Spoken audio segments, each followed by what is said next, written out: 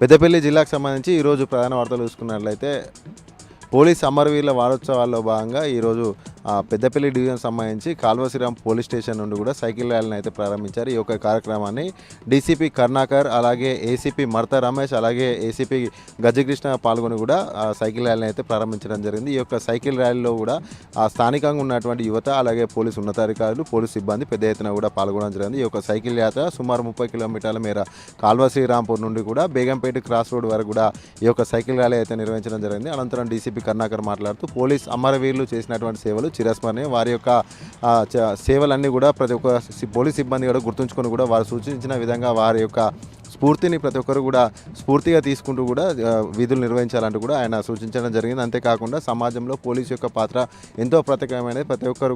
ప్రతి ఒక్క పోలీస్ సిబ్బంది, పోలీస్ ఉన్నతాధికారి కూడా దేశ రక్షణ కోసం, ప్రజల రక్షణ కోసం నిత్యం పాటుపడుతూ ఉండాలంటూ కూడా ఈ సందర్భంగా ఆయన సూచించడం జరిగింది.